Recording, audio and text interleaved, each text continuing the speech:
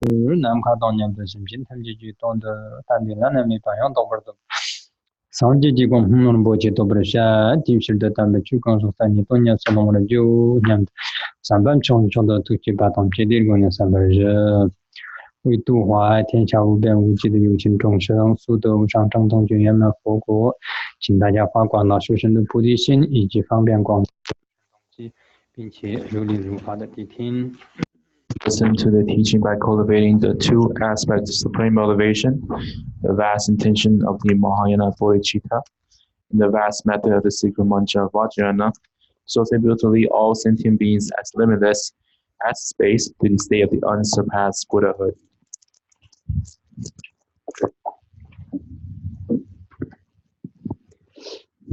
我们今天呢继续讲入菩萨行论。入菩萨行论呢我们以前讲过，就是它一共分成3个大的部分。3个大的部分，前面的第一个就是主要是前3品，就是讲解我们没有升起菩提心的人帮助我们就是升起菩提心的前3品。然后中间的3品呢，就是已经升起菩提心的，帮助我们兼顾菩提心的，就是中间的这个3品。然后后3品是已经兼顾菩提心的，帮助我们增长菩提心的后3品。前面的前3品已经讲完了，现在呢我们就是中间的这个3品里面的第1品，就是说也就是第4品，就是不放逸的这个部分。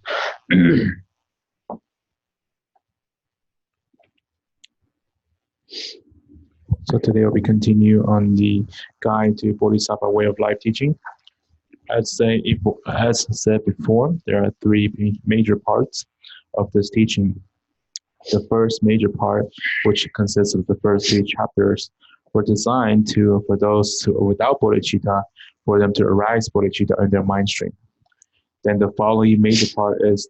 which is the next 3 chapters, are designed to help solidify bodhicitta for those who have developed bodhicitta in the mind stream. And then the last major part, which is the 3 chapters after that, are designed to enhance bodhicitta. So we have finished the first 3 chapters of the teaching, and today we'll be continuing on the 4th chapter, which is attending to the spirit of awakening, or attending to the bodhicitta. 那我们要兼顾菩提心的话，我们必须不能放逸如果我们放逸的话，我们可以不小心就当我们在相续当中升起的这个菩提心就会失去。所以呢，我们必须要就是不放逸。在这个里面来讲，不舍菩提心之合理性首先是不能舍去菩提，不放逸它分成就是略说和广说。略说讲完，现在广说。广说里面呢，它首先是有不舍去菩提心的合理性，然后呢，第二呢就是真实的宣说，然后呢就是遣除争论这些已经讲完了。今天呢主要就是讲施回利他行为。对。So in order for us to solidify bodhicitta, we cannot just simply forget about bodhicitta. We have to constantly be diligent in practicing bodhicitta. So previously we have talked about the previous, such as the previous topics on the bodhicitta downfalls, and then these kind of contradicting points in the previous class. And today we'll be continue to the teaching, which is the not the action, which to cause to losing the aspiration to benefit self and others.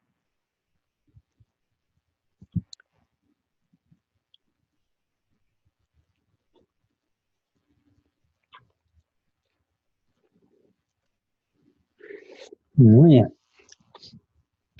这里说菩萨戒堕中此罪最严重，因彼心若生，将随众生力这里说我们所说的菩萨戒里面，我们上次已经谈到了就是有对上等根基的人可以说是20种、20条，或者18条，或者14条然后呢，中等根基的8条，然后呢就是下等根基的1条。这些所有的这些菩萨戒、菩提心的这些戒条里面呢，如果是放弃菩提心的话，这是在这些菩萨的这个堕罪里面是最严重的就是最严重的一个罪业。我们上次讲到，就是舍去这个愿菩提心，舍去行菩提心如果是舍去这样的话，我们在菩萨堕罪里面是最严重的这样。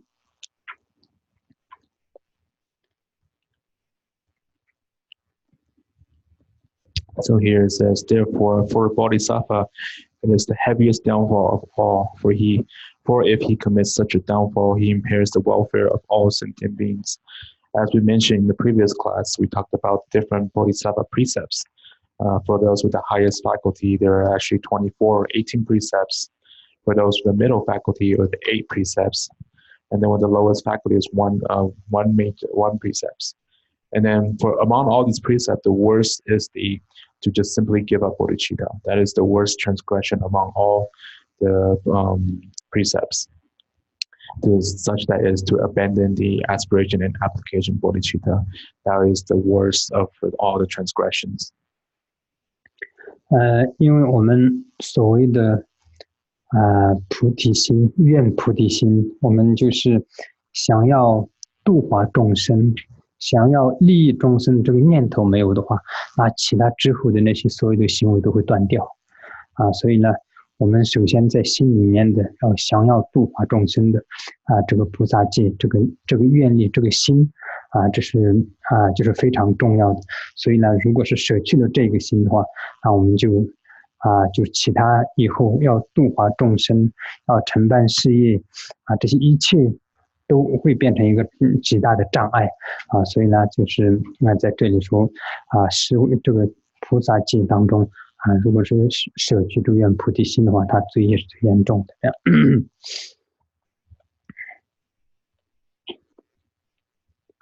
Because for bodhicitta, such as the aspiration of bodhicitta to benefit all sentient beings,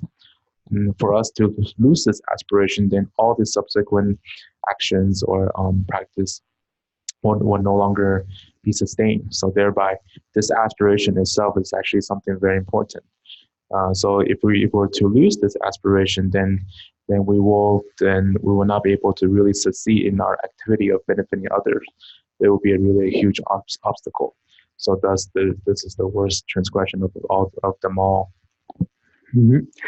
然后虽尽一切一刹那障碍此福德，因随有情力恶趣报无边。好，然后呢，这里说不但是自己舍弃或者是放弃这个菩提心的罪过很大，而且就算是别人就是去障碍一个菩萨的行为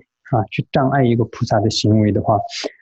这个的功德，这个的那个罪业也是非常非常的大的就算障碍一刹那，这里说虽竟然就是你去障碍一个行持菩萨戒的一个人，障碍一刹那的这个罪过，还是罪过也是无边的，因为他损害了利益有情。他这个因为菩萨的第一个，他的发心是广大的，然后他的对境也是广大的，他要让众生得到快乐的也是就近的，所以跟一般你去障碍一个别人，就是帮助一个人，或是伤害一个别人的生命，或是伤害一个别人的利益，是完全没有办法相比的所以呢，我们永远都不会知道菩萨在哪里，所以他们在行持任何的这个菩萨的行为的时候，我们如果是去障碍他的话，那这个的业障就是非常不可思议。所以呢，这里说恶趣报无边如果是去障碍一个菩萨行持菩萨的行为的时候，去障碍他的话，这个的罪恶，他的就是果报的话，就一定是恶趣无边就无边无际的这个痛苦这样。And then it reads, if someone else hinders his virtue, even for a moment, there will be no end to his miserable state of existence, because he diminishes the welfare of sentient beings. So not only is the worst transgression to abandon our aspiration bodhicitta. But if we hinder other bodhisattvas' activity or aspiration of benefiting beings, here it just says even for a moment, then the negativity of that, the karmic negativity of that is really considered limitless. Because for a bodhisattva, like the bodhisattva aspiration is limitless, and then the object to which benefits sentient beings is also limitless. So this is really kind of like the ultimate aspiration or activity. It's really incomparable to the kind of the karmic negativity of just hindering one person's life or one person's welfare. So thereby, here it says even for just one moment, that if we were to hinder a bodhisattva's activity of benefiting sentient beings, then that will only lead to kind of limitless amount of suffering. 好，这里说会依有情乐自身遭损且遭损狂毁尽空寂有情诸安乐这里就是说如果是我们去障碍一个菩萨的一个就是行为的话，他的那个罪恶为什么那么大呢？因为菩萨我们之前讲了，他的发心是无边的，他的对境也是无边的。我们一般人说你去杀害一个众生，你都要下地狱，这不是在佛经里面讲的。比如说我们一个人，我们去杀死一个人，那杀死一个人的话，那你就要投身到这个地狱里面去，然后呢在那里面要还500个生命。你生下来，然后又死，又生又死，要还够500次的生命来这个承受这个果报。那这样就是但是呢，你说的罪过，你毁灭的只是一个人的生命，一个人的生命里面也是，他只是在这个世界上，他寿命最长可能也就是100年、130年、20年，这样的很少了100年，你只是损坏了他100年的快乐而已，没有损坏他更长的痛苦，也是只是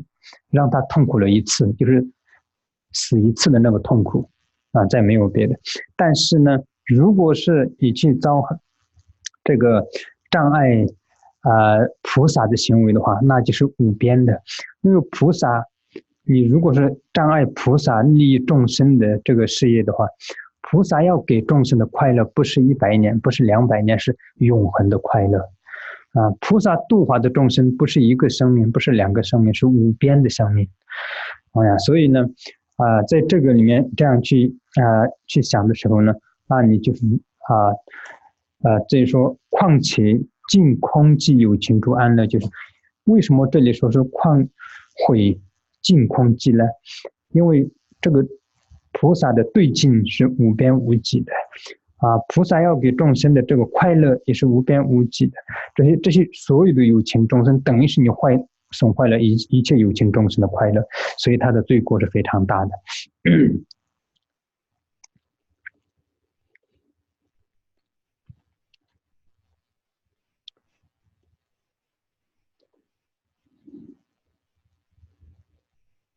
And here reads, one will be destroyed, obliterating the well-being of even one sentient beings. How much more so of being dwelling throughout all the space.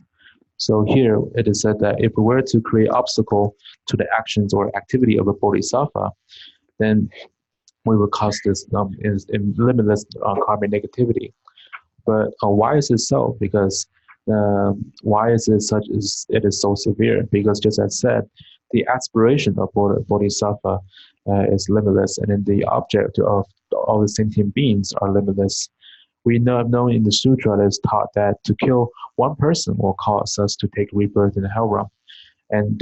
within the hell realm we would have to kind of return 500 lives to take on this karma, to endure this karma.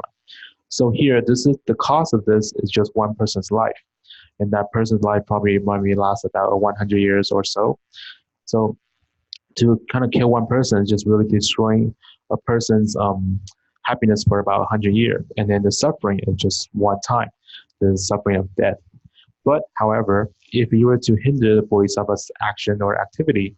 then the karmic negativity you create is limitless, because once you have done so, kind of creating obstacle to the activity, because since the Bodhisattva is trying to give happiness to sentient beings, not just for a certain amount of years, but actually for eternal. It's kind of like the ultimate happiness. And it's not just one life or two lives, but limitless, all sentient beings' lives. So thereby, this is the aspiration or the activity of the Bodhisattva. If we were to create obstacle or hinder that kind of activity, then it is the same as destroying all the happiness of all the sentient beings. Thus, thereby, this is why it is a really severe, limitless negativity. 你看，在这里，其灭决定行辩经中云：何者抢夺南瞻部洲一切众生之财，断出一切众生之生命？何者对菩萨甚至布施旁生衣食团之善业善行作障，则罪过较前者严重无量倍，因为对获得佛国之善业做障故。这个就是在经里面讲的。所以一般的人，我们不懂经典的，不懂因果，然后呢，就是也没有学习过这些经论的人，就完全不知道。就是说，比如说有一个人他杀死，比如说10头牛，或者是10只动物，或者一个人他障碍一个菩萨做一点，就是比如说在这里说，就是布施一个众生一顿饭。这么简单，以为说那个罪业不大，另外那个杀了那么多众生呢，我们会这样去想，但实际上是错误的。因为我们在这个经典里面这样讲的，因为菩萨的这个发心愿力对境全部都是无边的，所以根本没有办法相比跟其他的罪过的。然后有时候我们世界上有些人比如说就是在杀生或者偷盗等等的这些行为上，可能做一些恶业，大家觉得这个 OK， 但是呢，那这个很严重。但是呢，有些人诽谤这个菩萨诽谤上师，诽谤这个金刚乘的密法，这样就只是说说而已，大家听听就完了，结果不把这个放得很重要，这是完全的错误的。我们在这个经典里面有记载，如果是一个人你诽谤，我们就不用说是佛，就是心里面有菩萨戒的人，相续当中有菩萨戒的人，有菩提心的人世俗菩提心的人，我们去诽谤一句，他的罪过远远超过你所谓的我们就是杀个1000、10000只牛远远超过这个的罪过所以呢，我们在这里就是必须要知道这些因果这里主要就是在讲我们都是发了菩提心的人我们也不知道佛菩萨的化身在哪里，我们表面上是我们任何人完全没有办法决定对方的层次在哪里，我们也完全不知道对方是否有菩提心。释迦牟尼佛曾经说，或者像我一样的人，你可以去判别对方你说因为他是全知，他知道对方的层次在哪里，除此之外你不要随随便便批判别人这是佛告诉我们的所以我们不知道谁相续当中有菩提心，我们也不知道谁有菩萨戒，我们随随便便批评别人的话，这个时候我们真的是在无意的当中造下非常非常严重的罪过所以呢，这些我们都是要非常非常谨慎小心的。作为一个大乘修行者，作为一个我们在行持菩萨的行为的人这方面是非常要谨慎的。这里就是那个经典这里面这个极灭决定神变经里面讲的这个，你看一下这一句记载，这个就是佛的亲口讲的，在经典里面讲的这个罪过他说比前面的那个严重无量倍不是1倍也不是2倍。你可以想象所有南瞻部洲的众生的财，你偷夺这些，然后断除他们一切的生命，你想一下有多少个生命，没有办法计算的生命所以呢，这些我们都是平时在生活当中一定要非常谨慎小心的，要不然的话，我们在无意当中会造下很多很多的业障。我们可以不用去称赞别人，我们也可以不用去就说说怎么好，但是呢，我们最重要的就是说，我们不要去随随便便就是诽谤或者批判一个人这样的时候呢，我们可以避免很多很多自己造的口业。有时候我们的也是业障现前，然后就是口头随随便便发出一些语言，就会变成一个诽谤他人的这样，所以就是这也是业障现前，所以我们在这里就是不放逸，我们就是常常要提醒自己在这些方面。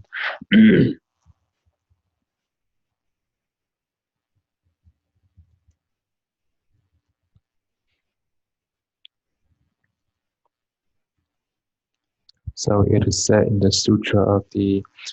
it says illusory nirvana samadhi that it's from the commentary. It is said that for someone to steal all the wealth and lives of all sentient beings in the Jambudvipa, with that with that kind of karma compared to someone who caused obstacle for a bodhisattva to practice generosity, the karma of causing an obstacle is much worse than the karma of killing and stealing, and then the level is limitless because this is to cause hindrance or obstacle for the purpose of attaining enlightenment. So, for those ordinary people who don't know, who have not learned about sutra, or who don't know really about the the principle of cause and effect. Sometimes when they hear that someone may have killed 10 animals, and then when they hear that versus they hear someone saying creating obstacle for the bodhisattva to practice generosity, ordinary people would say it is actually more severe for the person who killed 10 animals, that the karma is more severe. But that's actually wrong, because in terms of the bodhisattva's aspiration, the object of benefiting, and then activities are all limitless. So it's really incomparable here to the karmic the karma that's getting committed in the mundane world, such as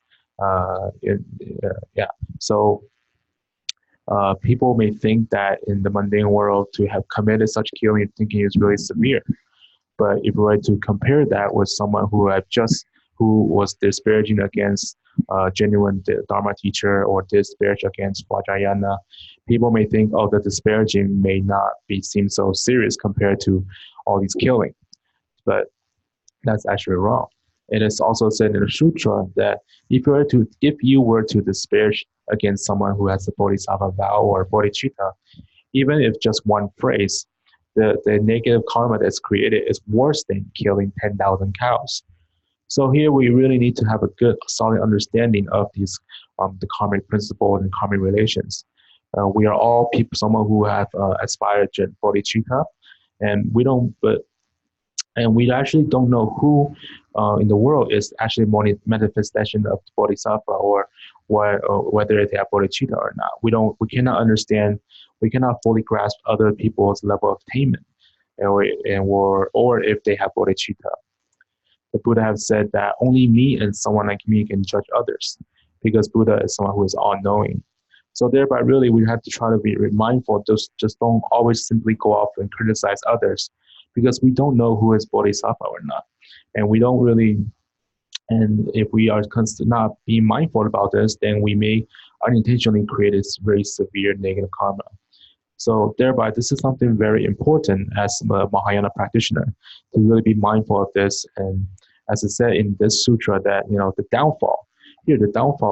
of causing hindrance to the bodhisattva is much more than the killing and stealing. And then the level of severity is actually limitless, that you can really see here. So really, we need to be careful of our speech. We really need to be mindful. We don't always have to continue to praise others, but more importantly, we shouldn't be always so quick to criticize or judge others. Thus, if we're able to be mindful of this, then we're able to eliminate the chance of creating negative karma from our words. Sometimes it may be because of our previous karma have manifested, we began to disparage against others, but we really need to try to avoid that kind of situation and be really mindful about what we say. 下4句就是古杂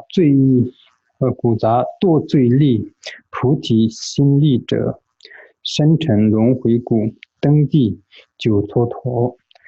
这里说，那菩提心就算舍去了菩提心，那我还可以忏悔啊，因为菩提心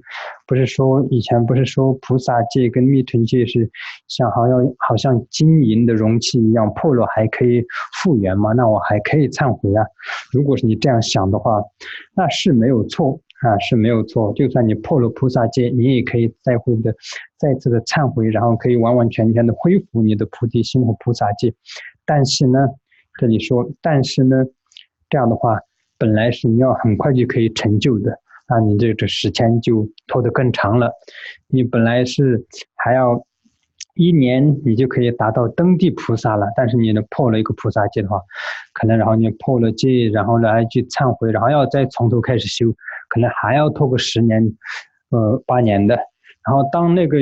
快10年8年要快得到了以后，然后又破，然后又要拖10年8年，所以呢是没有错，你可以就是说清净忏悔，不要堕地狱。但是呢，如果是常常这样破戒，然后再忏悔，然后破戒再忏悔，这样的话，就可以你的这个成就的这个时间就会越来越延长这样。所以呢，我们还是就是尽量不要放逸，就是不要舍弃，不要破这个菩萨戒。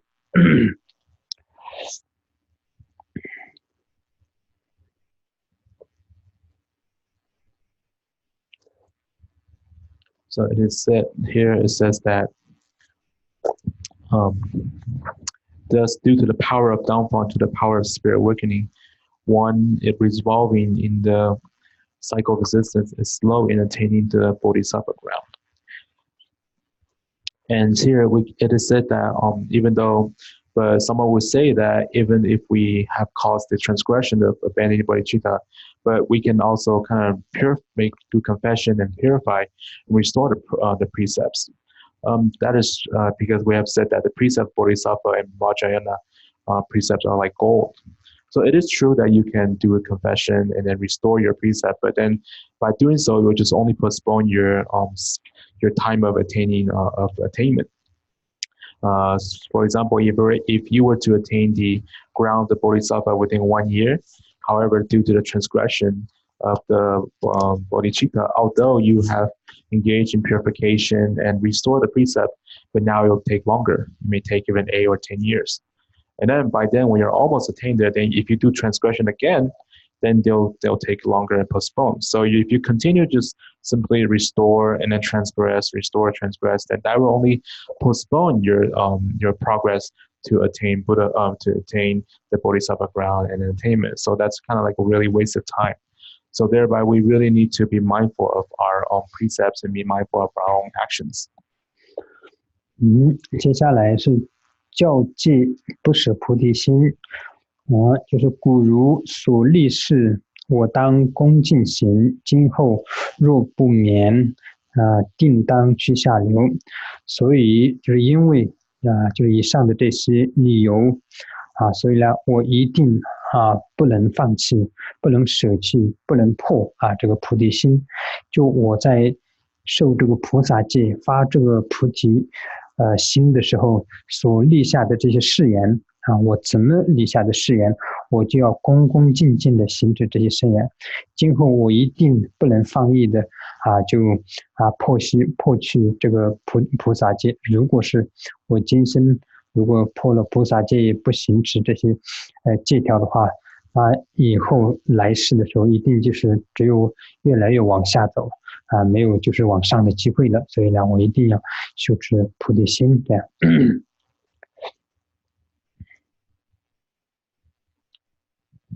And then now is the topic of the teaching not to abandon bodhicitta. And it says, therefore, I should respectfully act in accordance with my commitment. If I do not make an effort now, I shall go from lower to lower state. So here, because of all the reasons we have stated, we will really make sure not to abandon or transgress our bodhisattva vows or abandon bodhicitta. And when we have taken upon the bodhicitta or the bodhisattva vow, we vow to commit to that, and we need to constantly be following and not be forgetful and abandon what we have sworn. So because if we were to abandon it, then in our future life we only go to lower and lower states. So thereby we must continue to uphold our precept and practice bodhicitta. 然后下面说，饶益众有情，无量佛已逝，然我因昔故未得佛化育。所以有人想，那以前的佛菩萨们不是他们发愿要度化一切众生吗？那所以呢，他们也许会来就是救护我吧。如果是你这样想的话，他说那这个并不是佛不会度化你，不会教化你，因为我们可以看一看过去是有多少的佛或菩萨出现了，我们没有被度化，这个并不是佛没有慈悲心，也不是说菩萨没有这个发愿度化众生，而是我们自己的业力太重了，没有办法度化。我们的业障现前的时候，佛站在我们面前也没有办法度化的。所以这些佛都已经过世，我们还在这六道轮回里面流转。所以呢，不要这样想，意思就是这样。好，若今依旧犯，如是将反复恶趣中领受，并复颇歌苦。那以前虽然佛菩萨们没有度化，但是以后会不会呢？如果是有这样的疑问的话，这里说也不会的。以前没有的话，以后也不会的。为什么呢？以前也是因为你自己就是心没有向佛，然后呢你自己的福报也不够，然后业障也深重所以导致没有被以前的佛陀度化。今生你也是自己不修，然后继续造业的话，未来的佛也没有办法度化你。所以呢，也是未来也会一样的就是在恶趣里面漂泊，不会有这个佛菩萨能够来度化你这样。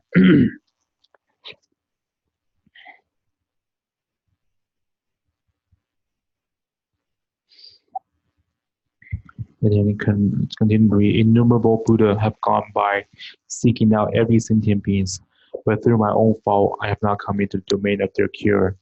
And then maybe someone will question that, didn't the Buddhas and Bodhisattvas before, didn't they vow to liberate all sentient beings? So that means they will come save me, right? And the answer is that it's not that the Buddha don't want to liberate you or whatnot. You can see in the previous how many Buddhas and Bodhisattvas have come, and yet we've still not been liberated. It's not that they lack the compassion or the wisdom, but it's because of our own karmic obscuration, because of our own downfall that we continue to dwell in samsara. And then here it continues to read that if I remain like this as I am now, I will repeatedly come to the miserable state of existence,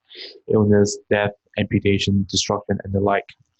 So here is someone else may question, if not before, then how about in the future? Would that be possible for Buddha just come and liberate me? The answer is also no, because if you continue to remain as it is right now, not engage in practicing or accumulating merits, etc., and then continue to withstand these kind of karmic obscuration, then if this life will pass, then you won't be able to liberate at all. You'll continue to be dwelled in this kind of state of this samsara, and there will be no liberation in the future. 不过在这里我们只是在这样词句上读一下的话，好像也没有很难懂的。但是我们真正的去思维更深层的去思维一下的话呢，这个里面我们可以领受很多很多的东西。比如说在这里说，若今依旧犯，如是将反复恶趣中领受，并复颇歌苦。那就是说，我们可以想象一下，如果是今生我们没有修行，没有真正的这个是做到这一世死了以后就脱离轮回的一件事情的话，那以后我们就是一定会越来越往下走。为什么一定会要越来越往下走呢？我们先看一下得到人生的这个福报和因需要具足什么样的条件。我们看一下，那这些条件我们有没有具备？我们要得到一个人生，需要它的因是需要怎么样？需要一辈子持清净的戒律持清净的戒律那我们有没有一生当中这样持清净的戒律？然后我们要积累很大的福报这些有没有？如果我们没有的话，我们人生得不到。如果得不到人生的话，我们在其他我们会投身到哪里去？我们就是恶鬼、地狱、旁生，或是天道。如果我们投身到这里，我们有没有机会修行佛法呢？没有。我们会不会遇到善知识呢？不会。这些都是我们以佛经来做一个理证，我们可以去考虑会不会，答案全部都是不会的。就算是我们所说的 OK， 那我们现在就算这次我没有做到能够脱离轮回的事情，来世我可能就是可以投生人 OK， 就算是投生人，我们可以看一下现在这个世界的这个状况。我们将来如果是当我们死了以后再投生的时候，我们会投生在世界的哪一个角落？然后我们在这个世界上，你看一个一个的这样的高僧大德们，一个一个都已经离开这个世界了。未来我们还会遇到这样殊胜的上师善知识吗？就算我们投身到人，我们会遇到吗？很难呢。我们现在在整个这个世界里面，我们所谓的佛教的圣地，也就是说佛法的中心点是西藏。你看现在西藏的多少的高僧大德，一个一个的已经圆寂，后来现在的状况是什么样，我们大家都知道。然后这个事件以后会变成怎么样，这些都是我们从我们眼睁睁的看到的这些事件，我们去推的话，以后来世就算我们投身到藏地，也很难说我们可以遇到一个这个真正的具象上师，然后有机会去修行佛法，就更何况就其他地方就更不用说了所以呢，我们这样一样仔细的去思维一下的话，这里讲的这个就是的的确确就是一个真实的语言在告诉我们不要再等了，你一定要做到一个从这个生命结束以后就一定脱离轮回的一件事情就是不要以业力再轮回的一件事情，你要做到。当然我们发菩提心发愿，以愿力再次来到轮回度化众生，这是会有，但是呢，一定不要以你的业力把你再赶回这个轮回来投生的这样的一个事情。如果这个我们今生做不到的话，如果是来世的时候又是用业力把我们推到这个世界上来的话，那我们要就是脱离或者解脱就非常非常的艰难了所以呢，在这里说，如是将半伏恶趣中领受。如果我们再投身到这个六道里面来的时候，就是可能就是病魔障碍痛苦烦恼多少种种的这些在这个中间打转而已，再没有什么别的选择了。所以呢，现在的话我们是真的是不管是从个人的这个修行的环境上然后我们对佛法的信心对自己现在的这个健康各方面都是没有办法比这个更具足的条件了在这样的当下，我们如果是不修的话，那以后就机会就会越来越少。我们现在有这样的一个机会，是因为我们过去是曾经积累了多少的资粮才得到了这一个我们不要想说这个很简单的，我们现在不是很多人在堕胎吗？有很多人可以投生人大家都堕胎，然后就是这个这样不是有很多人可以投生吗？不是的，错了我们可以看一下，可以投生人已经是非常非常艰难的，在六道众生里面来看是非常艰难的。在投生人里面能够遇到佛法就是更艰难，遇到佛法对佛法能够产生信心更艰难。然后有信心遇到佛法，能够遇到真正的善知识更艰难。然后在这样的当下，自己具备条件。我们上一堂课我们讲了暇满人生难得那些条件，所有那些条件具备的就是再难的更难的啊！所以我们想一想，这个是一个多难得到的一件事情。我们在这个世间上，我们可以看到有多少人，虽然他得到了人生，也遇到了佛法，但是呢，他遇到的善知识是什么样的？我觉得这样的人是非常的可怜的。有时遇到一些比较邪的一个善知识带上一个邪师，这样是真的很可怜，自己以为是在走一个正确的路。所以这个我们是亲眼目睹的很多这样的所以呢，我们这些一个一个的也不要只就是读这个4句，然后就是字面上理解一下，你到更深一层的去了解这个后面它真正的意义的时候，真正的我们如果是今生不坐下来安安静静的好好考虑一下我们的未来我们的来世的话，以后真的是就是很难解脱了，很难脱离轮回了我们不管是从世界的这个趋势，我们现在人类所遭的业力，就是人的思维方式，各方面我们考虑一下，真的没有什么很大的可能的所以呢，从这方面想，你看人类到处都是所有就是只考虑自己，人越来越自私，造业越来越多，杀生越来越多。是在这样的环境下，我们不要再用业力再投资到这个轮回来了所以呢，这里我们就是以这样的比较深沉的去思维然后呢就去考虑的话，就真正的这里面我们可以理会，可以得到很多很多的东西的。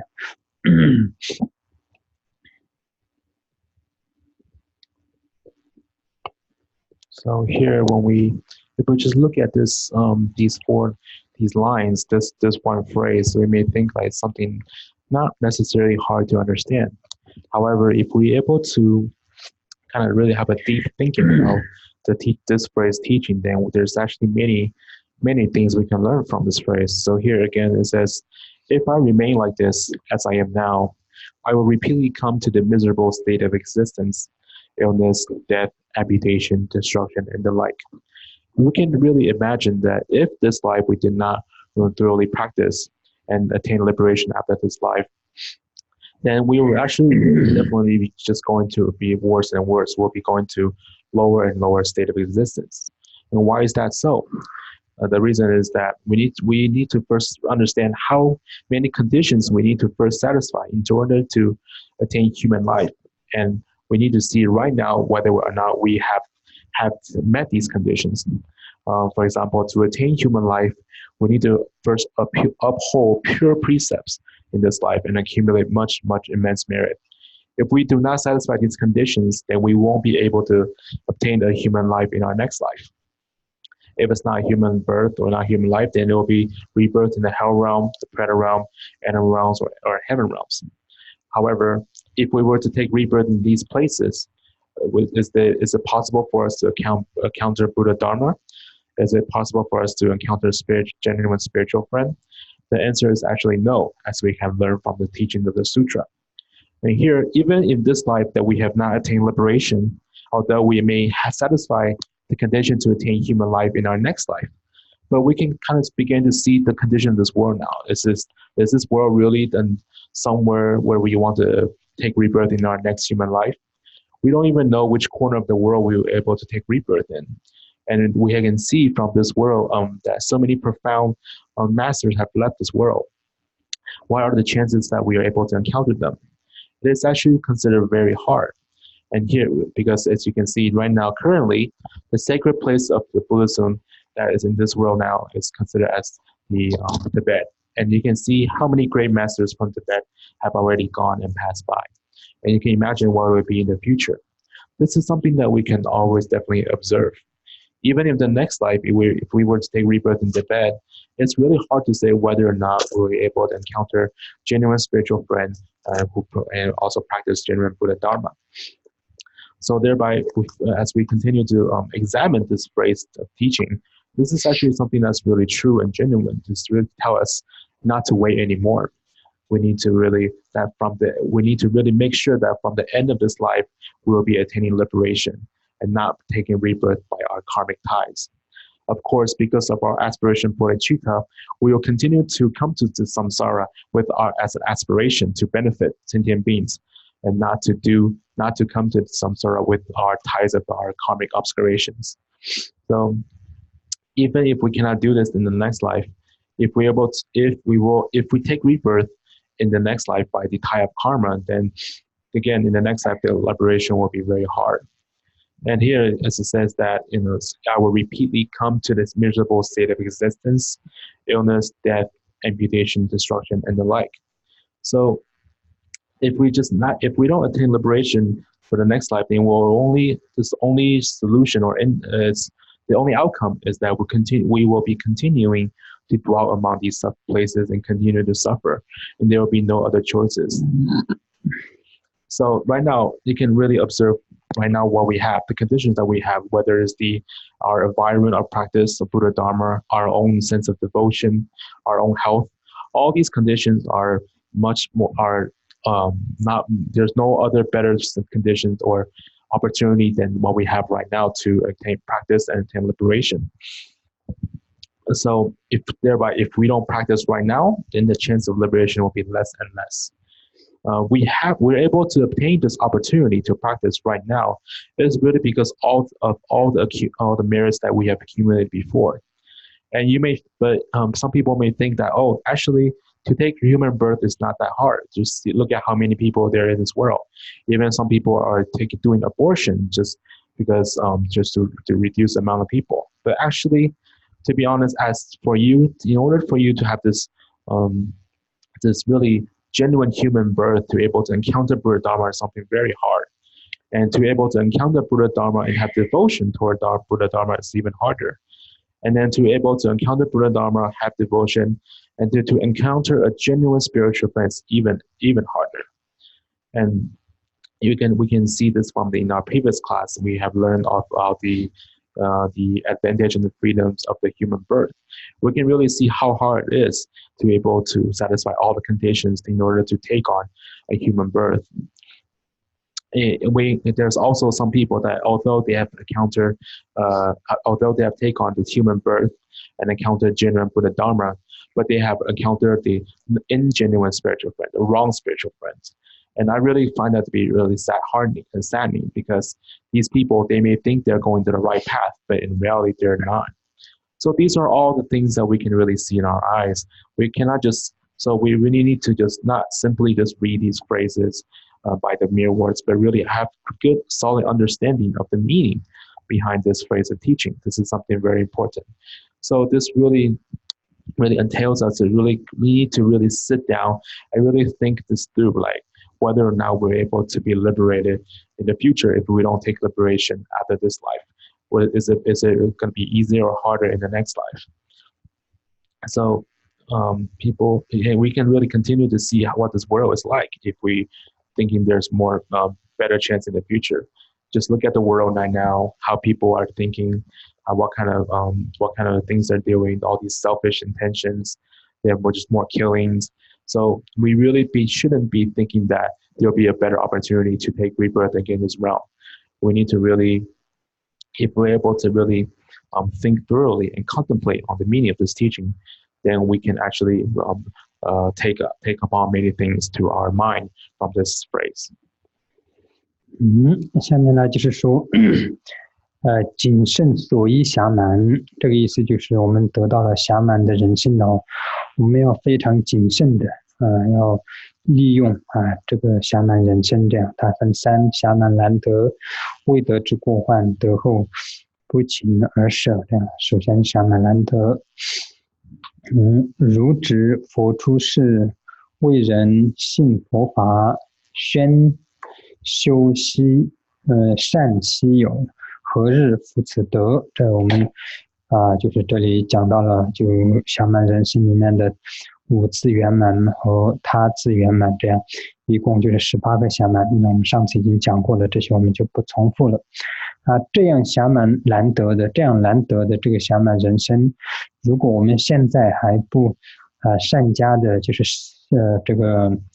利用，然后呢好好的修行的话，何日复此得？当我们这个失去了之后，什么时候我们还会得到一个这么好的人生，还会得到一个这么好的机会呢？就真的不会了，就得不到了，不会得到了。就是刚刚理由是什么？就是刚刚我讲的那样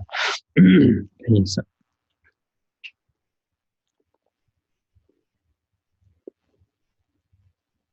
And now, continue to the subject is having obtained this advantage of freedom, this human birth. We really need to be mindful and utilize it properly. And as it said here, that when shall I encounter the extremely rare appearances of the Tathagata, faith, human existence, and the ability to practice virtue? So this is we have learned in the previous of the advantage of freedom or human birth. One of the 5 advantage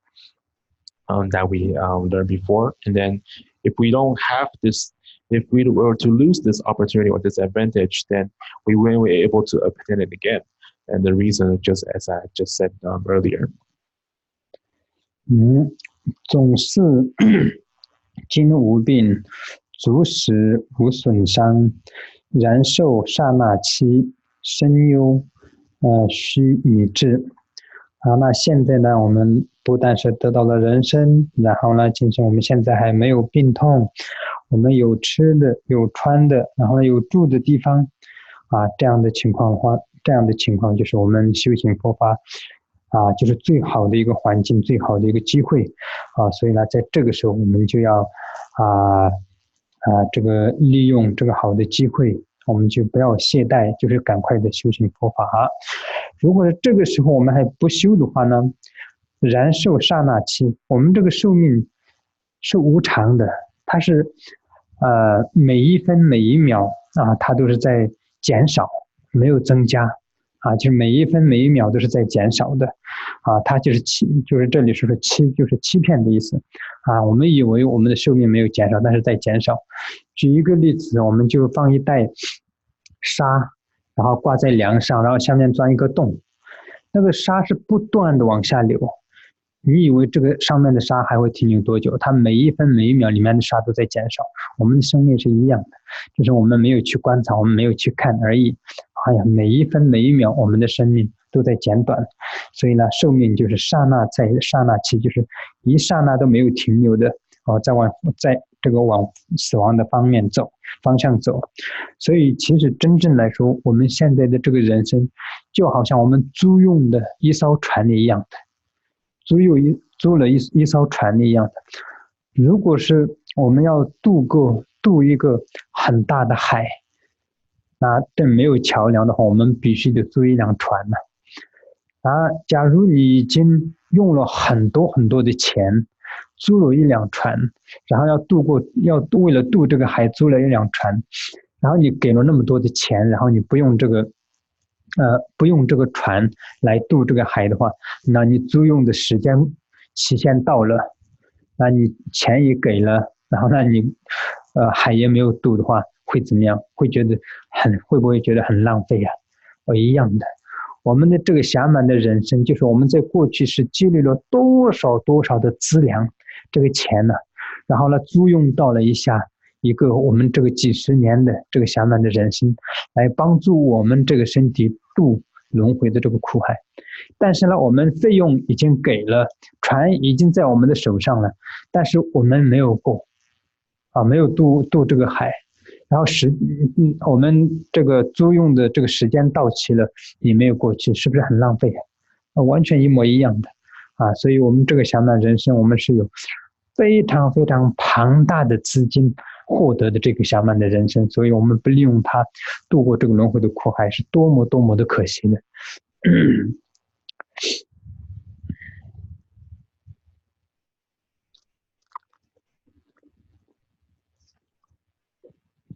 So here, now that we have it reads that health, daily sustenance, and the lack of adversity, life is momentary and deceptive, and the body is as if on loan. So we can see that now that we have this human birth, we're not suffering any major illness, and we have something to eat, some place to take shelter. This is something actually a really best environment for us to practice Buddha Dharma. So at this time, we really need to take on and utilize this as much as possible, not to be lazy and practice diligently. If we do not practice now, our human life is something impermanent. It's reducing by every second, and it's not adding more. We may not think our life is reducing, but actually, in reality, it is. It is just as if we put some sand on the roof and let it go drain down to a hole. The sand will continue to drop without any hesitation. It will not just simply not move at all. So it is just like our lives. Our lives are constantly going, and it's not stopping for an instant as it goes toward the direction of death. And really, our life is just like a boat that we rented. If we were to go across a major sea without any bridges, then we would need this boat. And if we pay so much to rent this boat and we don't use it, once the rental time is up and we don't use the boat anymore, then we didn't cross the sea, then that's really something wasteful. This is just like our human body. Our human body we're able to obtain it because of all the merits that we accumulated previously. And just like we already paid for this boat to go across the sea. If we got the boat and the time goes up and we didn't go across the sea, then that's really considered a very wasteful thing. So this is really, again, same as our human birth. Just because, again, our human birth is obtained from this large amount of fundings that we have created before. It is really wasteful if we do not utilize it.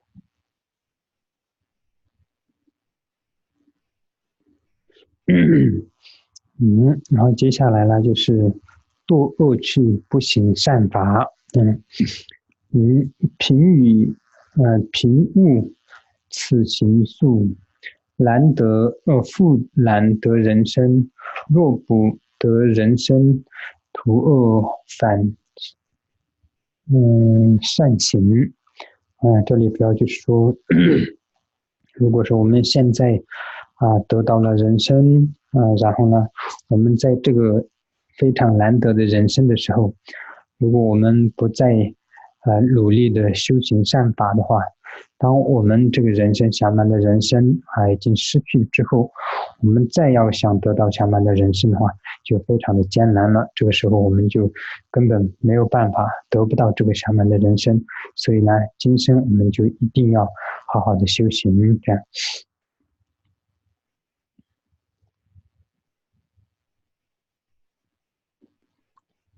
And now is the topic on if we do not engage in positive action, it will only lead to rebirth of the lower realm. It is, as I said here, with such behavior on my part, the human state is certainly not obtained again. When the human state is not achieved, there's only vice, and how could there be blessing? If we now have this human body, and then if we do not continue to practice accumulate virtuous merits, then once we lose this body, there will be something. It will be very hard for us to obtain again. So thereby, we really need to be able to practice diligently in this life. 如具行善缘，而我未为善，恶趣众苦欲，必时复何为？即为行诸善，复结众恶业，众力一欲结，不闻善去名。所以这里主要就是讲我们如果是今生不行持善法的话，以后我们就没有办法得到。就算是因为什么没有办法得到，这个道理是怎么样来的呢？我们可以看一下我们眼前所看得到的这些众生的行为。你看有些众生，就算是他得到了人身，然后呢，为了一天的3顿饭，他要造多少的业力，不是偷就是抢，不是抢就是杀，就是只是为了3顿饭，就是因为他的业力，他上一辈子他的业力太严重了，所以就算他投生人，他因为他这个艺术果，让他还要继续遭遇。然后这样继续遭遇的结果是什么呢？来世他就是只有往下走。比如说今生就算是投生到了人的一个生命，但是呢他在投生人的时候，他继续遭业，杀生、偷盗等等的遭这样的业力，来世也许他再往下投生到动物里面去。那投生到动物里面，你可以想象，就算是投生一只鸟，他每天要杀死多少虫啊，多少个生命。然后他杀死这样多少只虫的时候，他会怎么样呢？他只有往下走而已，没有办法往上走所以他就再往下走，再往下走就走到地狱里面去到地狱里面去是第一层18层地狱里面的热地狱里面的第一层里面就是嗔恨心嘛，就是每一当在地狱里面，他还会产生强烈的嗔恨心，然后就一直往下掉，一直往下掉，到最下层的地狱里面去。所以这里说就是经历纵历1亿劫不闻善讯，这样一直往下掉的时候，就算过去了1亿个劫，就是连善你就不用说是得不到快乐了，连善和快乐这样的名词都听不到，这样的名词，这样的一个词句都听不到。所以我们可以想象一下，这是多么恐怖、多么可怕的一件事情所以呢，我们今生就是为什么一定以前的高僧大德们、诸佛菩萨们、善知识们一的在提到说，你今生得到了人生以后，一定要脱离轮回。你现在不脱离，以后就越来越难的原因就是这样所以呢，我们就是今生一定要脱离轮回如果是今生不脱离，然后继续得到了人生，再继续造业这样的话，下一世就是我们只能越来越往下沉了再没有办法。所以我们在今生的时候，有些鸡毛蒜皮的小小的事情，我们就会遭很大的业力，然后就是仇恨这个仇恨那个，然后就是这样的话，那我真的就是自己在伤害自己就这个损坏自己的生命，再没有什么别的，害不到任何人，最后伤害到最大的就是自己所以呢，我们今生的时候就是要能够放下的放下，能够忍受的忍受，能够这个忏悔的忏悔，能够行持善法的是尽量行持善法这样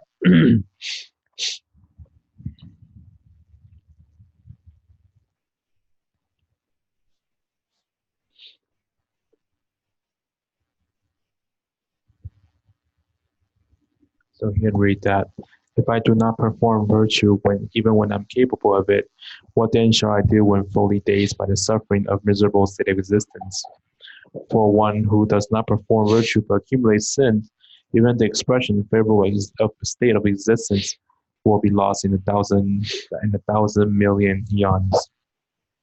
So now, if we now have this human body and we do not continue to engage in virtuous practice, once we lose this human body, it will be very hard for us to practice again. So thereby, we need to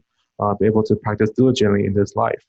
If we do not engage in practice this life, then we won't be able to obtain this human body again. And the reason why it is that, the logic that's followed that, we can see the actions of certain sentient beings. Some sentient beings, even in their action, even if they have obtained this human birth, its human body, however, for the sake of their own meals and for the sake of their own 3 meals, they will have to commit so much negative karma, such as stealing, killing, etc. And that is due to because their previous karmic obscuration in their life, it was so severe previously that caused them in this life to continue to engage in these negative actions. And thus, these actions also bring more negative karma. So in the next life, they will be take rebirth in the lower realm. Maybe the next life will be in the animal realm, just even as a sheep. That then you can see how many insects the sheep has to kill. And then, if so, as they continue to accumulate negative karma, it will continue to dwell in the lower realm and may go to the hell realm. The first level of the hell realm is the burning heat hell realm. And by enduring that kind of suffering, it will cause the sentient being to have anger, and that will only lead to more suffering, continue to dwell in the lower and lower realm of the hell realm. So thus, even after 1,000 million eon, then it will be the sentient being wouldn't even heard of kind of this expression of the favorable state of existence or this virtuous state of existence. So thereby, as we said by many great masters and Buddhas and Bodhisattva before that, we must really attain liberation within this life and with this human body. And that is the reason. Because if you do not attain liberation in this life, and you in the next life, you will only be committing more negative obscuration, more negative karma, and it will only cause you to continue to dwell in the lower realms. So thereby in this life, some people, for the sake of little things, committed so much negativity, such as having anger, being angry, resentful, and other mental afflictions. And that will only hurt only us and ourselves and no one else.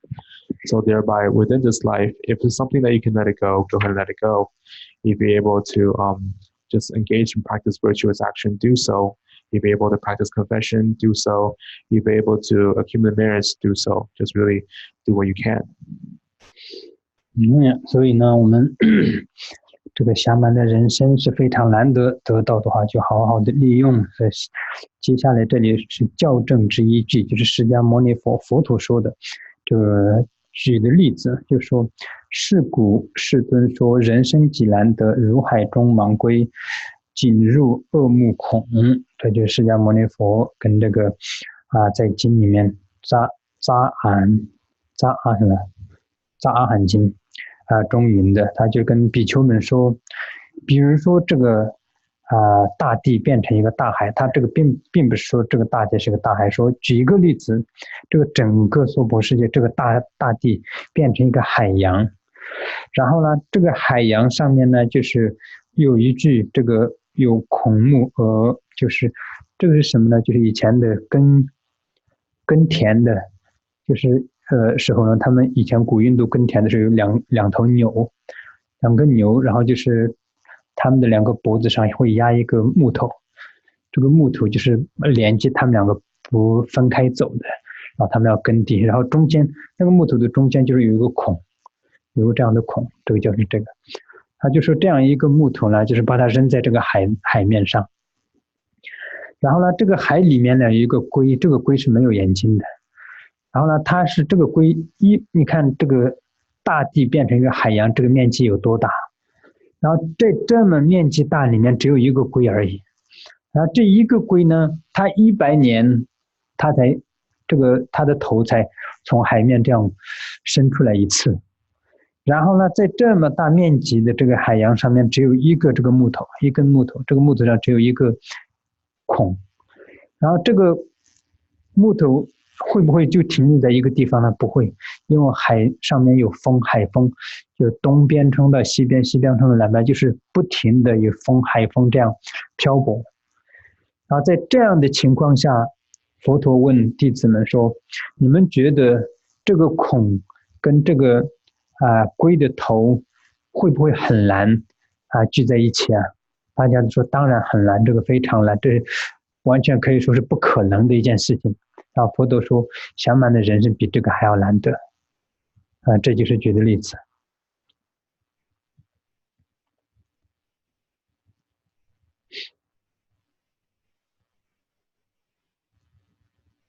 So now we need to really take advantage of the adventure freedomness of our human body. And now it is the example of teaching given by the Buddha. Therefore, the Blessed One stated that because human existence is extremely difficult to obtain, like a turtle's head emerging into the ring of a yoke on the vast ocean. So this is actually an account of example given by the Buddha, and that's recorded in a sutra. The Buddha said that if the world, not to say the world is a sea, but that if this world were turned into a gigantic ocean, and if there's this yoke or a plank, this yoke thing is something that in ancient India, the farmers use it to lash onto the cows and to make sure they do not wander around the farm. In the middle of this yoke, there's a hole. The Buddha said that if you were to toss this yoke into the ocean, and if there's only one turtle in the entire ocean, which it has no eyes, and also you can see how massive the surface is the world of the sea if it turns to the size of the world. If there's only one turtle, and then if this turtle appears in the surface every 100 years, and if this yoke has only one hole, and the yoke was not motionless either, it would be constantly be blown and moving around in the ocean. And with this kind of situation, this scenario, Buddha asks, wouldn't it be hard for the turtle's head to meet the whole of the yoke? And then his disciple says, yeah, it would be really extremely hard, almost impossible. And then the Buddha has said that attaining a human life with advantage and freedom is much harder than this. So this is something we need to take into.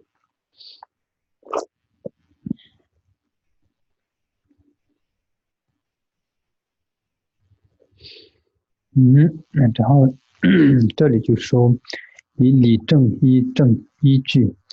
主要就是讲这里我们就是罪过罪业的过失，刹那造重罪，离戒住无间，何况无事罪，激动失善趣。这里说刹那造重罪，这就是比较严重的罪过。但是呢，严重的罪过为什么这里说是刹那造罪呢？刹那就是有两种刹那。我们同时平时我们讲刹那的时候，在佛经里面我们会就有两种刹那，一种叫是尘世刹那，尘世刹那，世是事业的是尘世刹那，另外一种就是实际刹那。这是两种刹那。实际刹那是怎么样呢？就是我们所说的一个弹指声，它有60个刹那，60个刹那，这叫做实际刹那。然后尘世刹那是什么呢？尘世刹那就是你做一件事情的开始到这个一件事情完成之间，这叫做尘世刹那，就是承办一件事情，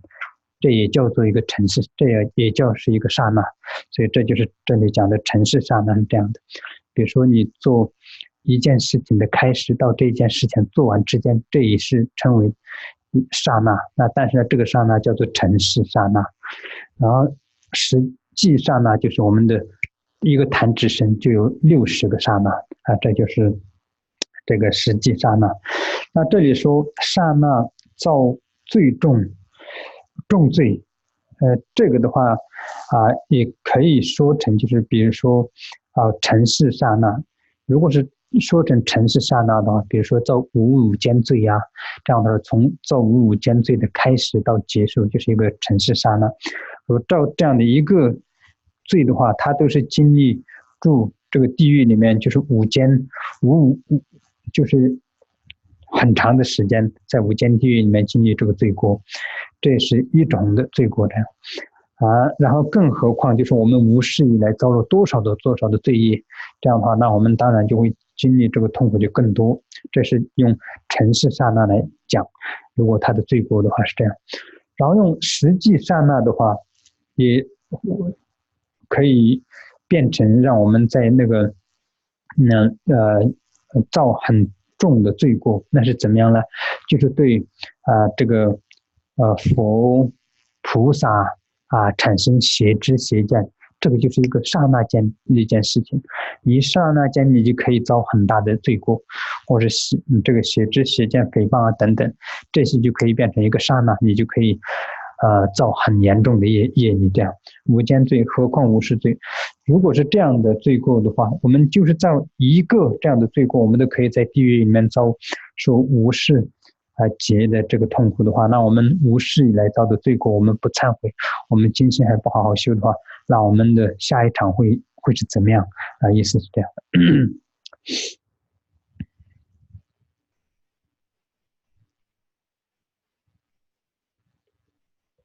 Now continue on more supporting evidence to deduce. So here it says that one dwells in the Vichy hell for an eon as a consequence of a vice committed in a single moment. What then can be said of a favorable state of existence, since sin has been accumulated since the beginning of this time? So here, the moment, when we talk about the term moment in the context of the sutras of the Buddhism, there are actually two types of moment. The kind of referring at the moment, the actual moment, which is kind of like one snap finger. And one snap of finger, there's actually 60 moments. And then the next one is kind of the moment of the event moment, or the event moment means that it refers to the duration of committing one action from the beginning to the end. that duration is considered the, kind of like the moment of this action or moment of this event. So here, if we were to explain it from the moment of like an action, then it's referring that if you were to commit this action, this negative action, then that action alone can cause us to dwell in the lower realm or hell realm for a long time. Even not to say if we committed much more actions than that. And then if we were to explain the moments by the actual instant moment, then it says, for example, if for an instant, for a moment that you have wrong view towards the Buddha and Bodhisattva, that could cause you, with this kind of like moment of wrong view, that could cause you to have this severe downfall, which will cause you to take rebirth in the hell realm. So here is really to point out that even one would be dwell into a BG hell for just consequences of these vice or downfall committed in a single moment. Then what if we were to accumulate all these negative vice since the beginning of this time? 然后接下来说，然谨受必报，苦忧不得脱，因受恶报时，复生与多罪。如果是今生我们没有修行，然后也没有忏悔罪业，来世遭受这些罪业的果报痛苦的时候呢，这个时候不但是我们会受到这样的痛苦，而且在受痛苦的同时，还会遭更多的、更严重的业力。意思就是这样。就之前我讲的一样，为什么我们在受这个果报的时候，同时还会造业呢？就好像投身到动物里面去，它本来就是一个它造业的一个果报，它投身到动物里面去的，然后它在承受这个果报，但是在承受这个果报的同时，它又在造业。比如说很多动物，像野兽这些动物是。它的食物完全是要吃肉食的这些动物，它必须一生当中都在杀生，它一方面它在承受它上一辈子所造的业力的果报，投身到动物愚昧愚痴的这样的一个动物，然后但是呢，在这个同时，它又在造业力，在造杀生的业力。举个例子，像动物的话是这样，人里面也是一样的有些人虽然是投身到了人，但是呢，他也是因为上一辈子的业力的原因，他也没有办法遇到佛法，也不相信佛法，也不去修行佛法。然后呢，就是在这个里面，因为自己今生吃穿不足，然后就是遭受痛苦，所以为了自己的吃穿，也是杀很多的生的人。我们可以看看很多这样的，在菜市场里面，我们可以看看，有些只是为了一天的3顿饭，每天杀多少生命呢？杀多少鱼，杀多少这些动物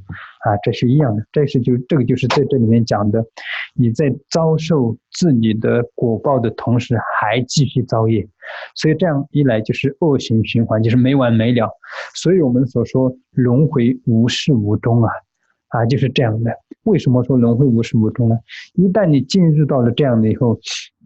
永远就完不了的，除非你修行脱离了轮回，解脱了，那你的轮回就终止了。如果不是的话，这个轮回是没有完的，没有办法继续终止的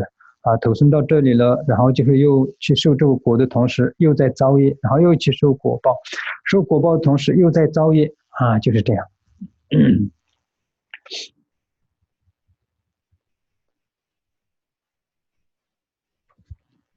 So here, having experienced that alone, one is still not liberated. Therefore, while experiencing it, one begets more vices. So if in this life, if we did not practice or engage in Buddha Dharma practice or practice of confession, and then the next life, the only outcome is that we have to endure more suffering. And then even so, but in the process of enduring suffering, we will have created much more negative karma and continue in this order. This is just like as I said. And why is that? It's just like I said that for someone to take rebirth in the animal realm, by enduring the suffering of the previous karma that which caused this being to take rebirth in lower animal realm, and while enduring this karma consequence is creating even more negative karma, because some animals, like certain beasts, the only food they eat is kind of like red meat or animal meat. So his whole life is committing much of the killings.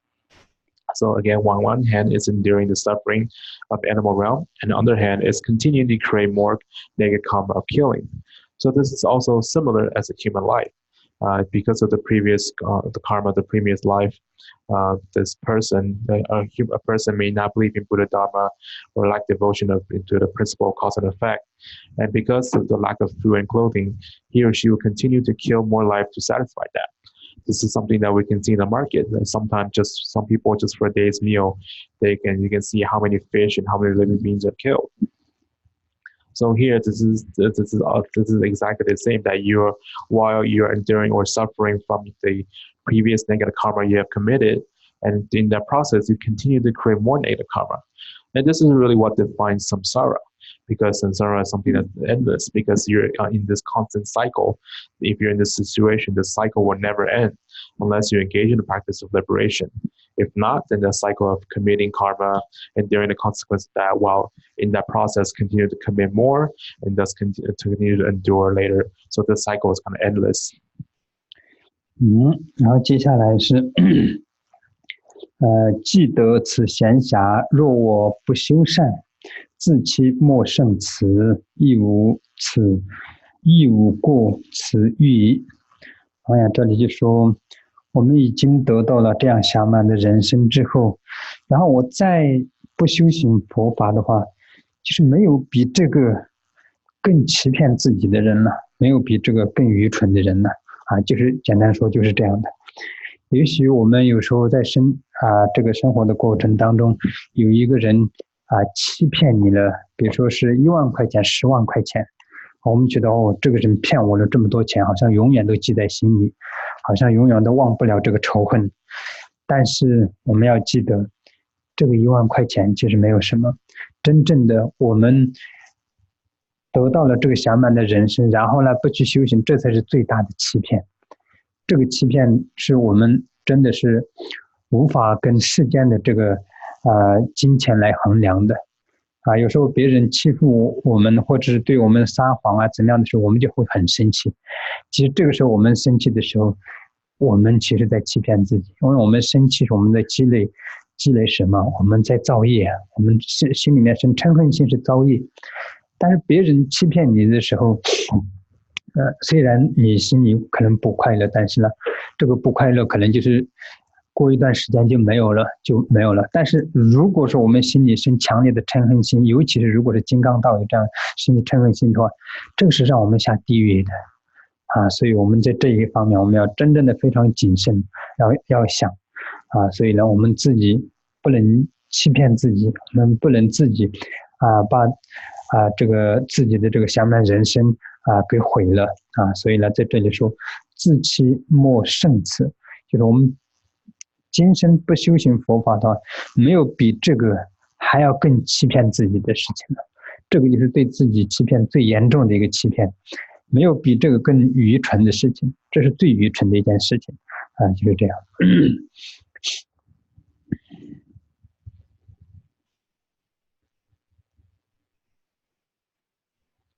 Reads, upon obtaining such leisure, if I do not practice virtue, then there is no duplicity greater than this, and there's no delusion greater than this. So having this precious human body with all the advantage of freedom, if we do not engage in practice of Buddha Dharma, then there's nothing more stupid than this. We may think sometimes in our life is someone who lied to us, who cheated us, maybe $10,000, $100,000. We may never forget this act, this thing. But we need to really understand that this is really nothing compared to having this human body and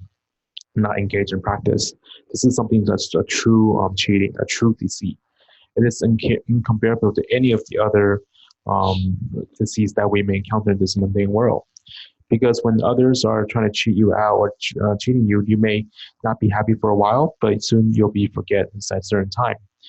But if we're able to, if we're to develop anger towards that, then that will only cause us to do lower realm or lower realm, especially if it's geared towards Vajra Dhamma friends. So we really need to be sure not to make sure not to cheat ourselves, and that means that we need to engage in the practice of Buddha Dharma. Because again, to not practice Buddha Dharma is the worst thing that we can do to ourselves with this human body, and there's nothing more stupid than this. 所以呢，在这里主要就是今天讲的，就我们不要浪费暇满的人生，然后呢，要好好的守持菩萨的戒条。如果说我们浪费暇满人生，不守持菩萨的戒条的话，就没有比这个更严重的，也没有比这个更愚蠢的，没有比这个更欺骗自己的事情，就是这样重点就是这样的。所以，那我们修行怎么修行呢？我们就以前也常常在讲我们修行的方法里面有非常非常多的，我们积累资粮、发菩提心、念咒心、这个诵经，这些全部都是修行。在这些修行的过程当中，我们要把它变成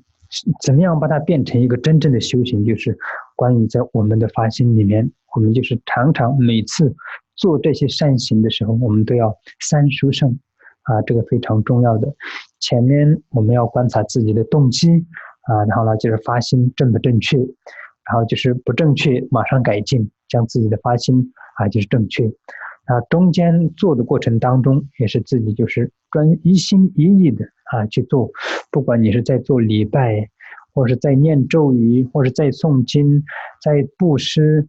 供养等等任何的时候就是一心一意的亲近心去做，最后做回向就是一心一意的这做回向，这个就是我们积累资粮积累功德、积累福报这样如果是没有这样的话，我们在表面上就做再多的就是上供下施，做再多的礼拜诵经念咒，如果我们心里面完全都是傲慢，然后为了就是别人说你很棒或者是你为了别人看到我在做这样的事情，这样的话真的是浪费自己的生命，这才是真正的在欺骗自己。我们骗不了别人的，我们就算骗得了别人，也不会有很大的这个对别人不会有很大的伤害，可能就是一时让别人就是说你很棒，或者这样一下别人觉得你很棒，没有办法伤害，不会伤害别人的，但是呢最终伤害到最深的就是自己到了最后觉得自己一生当中好像也做了很多事情，但是最后观察一下自己的心，好像做的所有的事情都是不是自私就是为了名誉，不是名誉就是为了地位，不是地位就是为了金钱，不是金钱就是为了就是某某的世间的法的话，那就真正的浪费了自己的生命，那就是一生当中所做的事情都是浪费的所以呢我们在修行的时候的话，我们就是必须得我们闻思修我们的闻法，这也是修行，闻法的功德是非常非常大的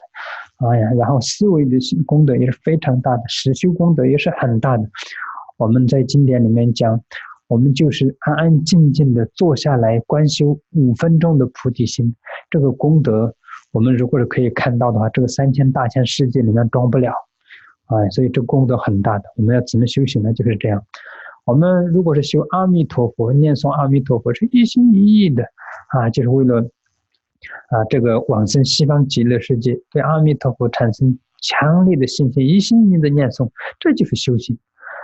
总之就是修行，我们就是不能离开三一殊胜在这样的当下修的行，做的任何事情都会变成这个真正的脱离轮回的因除此之外的话，就会变成世间法。变成世间法的时候呢，我们就真的会浪费生命、浪费财产、浪费时间所有的东西都浪费了。如果是没有这些脱离了这些世间八法做的事情的话，那就是今天我们在这里讲的，我们就真正的利用到了暇满的人生。我们花了很大很大的资产租借了这个船，所以我们就可以利用这个船渡过这个苦海就是这样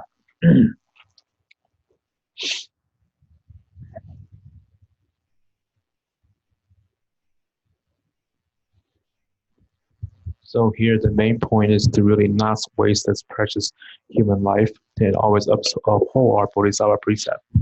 If we waste this human life and not uphold this Bodhisattva precept, then there's nothing else more stupid than this. And then regarding the methods practice, just as we learned, there are actually different methods that we have known, such as doing prostration, reciting mantra, sutra, accumulating merit, practice generosity, etc. But however, in order to transform these things into genuine Buddha Dharma practice, we need to have this genuine motivation, and thus, or what we refer as as 3 supreme methods. First, we need to really have this genuine, correct motivation.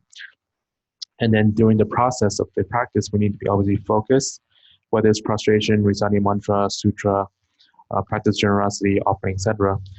And then finally, we need to do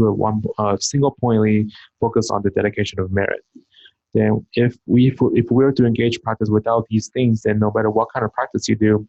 if you do it for the purpose of receiving compliments from others or fame, then that is what we're referring as something that's truly lying to ourselves. If we were to lie to others, saying that, oh, I've done this and that, it wouldn't really hurt them. The only one that would hurt is our own. And because we may think that we have done so many things in our life, but if we observe that for all these things, if we only do it for our own selfish intent, our own wealth, fame, status, then everything that we have done this life is a waste of life. And thus, really, in terms of learning, contemplating, practicing, these things truly are able to garner immense amount of merit. Learning Buddha Dharma allows to accumulate immense merit. Contemplating, the same thing, and as well as practice. And likewise, because in Sutra, for example, it is said that the merit of meditating on Bodhicitta for just 5 minutes, if you are able to present it physically, then the world itself will not hold it. And also likewise, if we're able to practice on the Pure Land method, Pure Land teaching, then we need to have strong devotion towards Amitabha. And if we have this strong devotion towards Amitabha, then that is also a practice. And so no matter what kind of practice we do, we cannot stray away from this 3 supreme methods. If we stray away from these 3 supreme methods, then it will be considered as just mundane, worldly activity, and that is just a waste of wealth and time.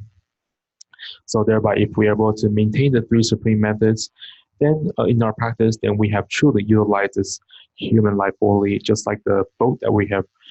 talked about in the metaphor, we're able to cross the sea. 所以呢，这样一来的话，我们就将自己的这个人生就是不浪费了。然后不管在任何时候我们在帮助别人的时候也好，我们在修行念咒的时候也好，一心的发愿我们的愿力跟我们的动机发心是非常非常的重要。就算我们就是别人请你帮忙念经或是帮忙祈祷的时候，也是一心的，就算你没有时间，只有念个1句唵嘛吽班正格巴玛斯尔的吽，或是1句唵嘛呢班美吽，这样的时候都一心的想希望我念的这一句咒语可以能够帮助到对方一心的这样想然后这样然后呢比如说有人就是需要帮助的时候，也是一心的想希望我做的这件事情能够帮助到对方真正的能够利益到对方就是一心一意的这样想的话，我们做的任何事情都是用心去做不要就是说只是好像是动作上做很多，但是心里就是又是另外一套，这样的话是不行的。我们作为一个佛教徒，作为一个发大乘那个菩提心的人，我们就是做任何事情，当然我们上供下施的帮助他人，每一个人有自己的这个限制了、限度了能力都有就是差别，但是呢，你可以把它变成没有差别的，就是用心去做。只要你用心的时候，什么都没有差别了。就算是你布施1块钱，你打自内心的去布施，为了利益众生去做，你这个就是一个菩萨的行为，没有什么差别了如果是你上供只供1朵花，你也是用心的去供的话，这个就是一个菩萨的行为所以那在这个行持菩萨的上面就没有任何的差别，所以我们只能就是用心，我们的动机发心，把所有做的事情就变成跟佛菩萨没有差别，就是我们的心。但是我们的力量上当然有很大的差别，现在我们还是世俗人所以力量上有很大的差别，有些我们可能只能做一点点这样的话就是数量上有差别，但是我们发心上我们可以把它变成没有差别就是我们一心一意的做任何事情的时候，不管是你喜欢的人，你不喜欢的人，如果有人要求你帮忙，就是请你帮助什么的时候，如果自己没有能力，那就没有办法，没有时间也没有办法。如果是有能力也有时间的话，就是打自内心的做然后就是希望我做的这个事情可以帮助到对方一心的这样想，一心的这样做的话，这就是我们所谓的修行，这可以积累很大的功德这个慢慢在你的相续当中就会产生一种建立这个菩提心升起菩萨那个菩提心的一个因所以慢慢的就在你的相续当中，你看事情也会不一样了，你做事情也会不一样，你融入到任何一个团体社会里面，你都可以容纳就会变成这样的。所以呢，这些都是非常非常重要的。我们在修行的当中，我们要从最小的、最基本的、最简单的这样开始这样的话，我们建立起来的这个修行才是会稳固的。我们最基本简单的这些完全没有建立，然后一下子跑到很高的地方那个地基没有打好的时候遇到什么障碍危险的时候，一下子从很高的地方会掉到最低的地方。我们可以看到在佛教界里面有些人修行佛法说听了大圆满法，然后修很多很多，就是撑得很高很高，然后突然变成基督教徒，突然对佛法失去信心，不成佛教徒的，我们看到的在世界上有不是没有。这些是为什么呢？就是我们没有基础，基本上的该修的没有做，然后一下子好像很高做得修得很高，听了很高深的法，结果当真正的面临一些挑战的时候这个时候就考不过了，考不过就怎么呢？就垮了就是这样的所以当我们在修行的时候，从最基础的时候一步一步的往上走的时候，那任何挑战你都可以跨越的所以呢，这样的时候呢，我们就可以真正的变成一个修行者，不但是变成修行者，而且真正的可以脱离轮回。这不是一个不可能的事情，这是完完全全可能的，也是我们可以做到的不但我们可以做到，而且在今生就可以做到的事情所以希望我们呢，在这个生命当中就是真正的能够利益到这个自己，也利益到众生。所以德谦让佛法中心的道友，我就是希望我们变成一个真正的修行者我们除了修行者之外，我们来这里干什么呢？我们不图名誉，我这里来德谦让你得不到任何的名誉，来德谦让得不到任何的地位，也许我会多让你做一些事情没有什么地位所以呢，名誉地位什么都没有。那唯一的，如果你的发心清净的话，在这里你可以积累很多的资粮，你可以修行很多的佛法，你可以变成一个真正的可以自利利他的人这是在这里你们可以得到的所以呢，这方面我们大家共同努力。今天就讲到这里。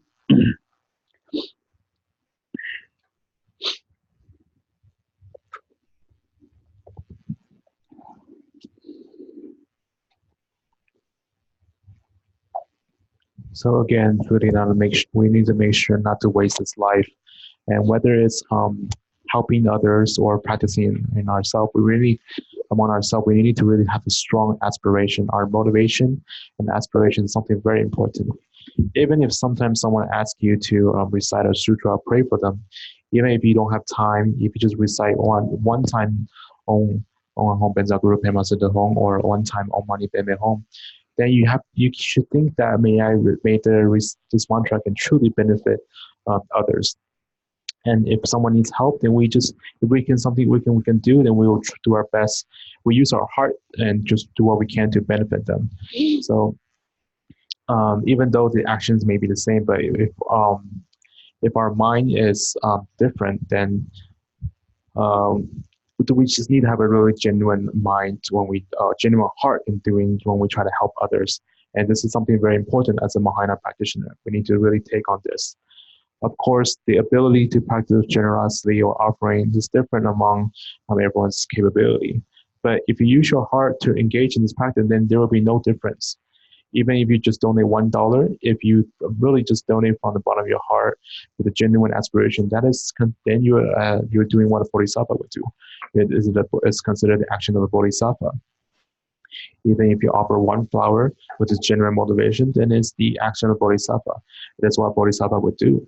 So the only thing that we can really control is you have this pure motivation to have the same motivation as the Buddhas and Bodhisattva in our practice, in our path. Of course, our abilities may be different as we are still mundane people, and then we may only do so little. But if our motivation is pure, then we won't be. We can make that kind of action no different than what the actions of the Buddhas and Bodhisattva. Again, sometimes whether it's someone you like or not, if someone asks you for help, if you lack the ability or time to help, then there's nothing else you can do. But if you do have the time and ability to do so, then you should really do it from your heart and inspire that what you do can truly help this person or someone. If you continue to engage in this practice, then gradually these things will take on as a cost for you to arise bodhicitta in your mind stream. And once that occurs, the way you see things will be different. The way you do things are different, and you'll be able to blend in any group in this world. So really, we need to really start from the smallest things in our life and then continue to build upon that. Only by doing that, our practice will be solid with a really good foundation. If not, then we may really actually fall from this kind of like this from a high place that we didn't really start building from the ground. Sometimes we may hear some Buddhist practitioner that they have kind of received the highest level of teaching, such as Dzogchen teaching, etc. And then all of a sudden, due to some kind of event, then they abandoned Buddhism and became Christian. This is what happens when there's a lack of foundation,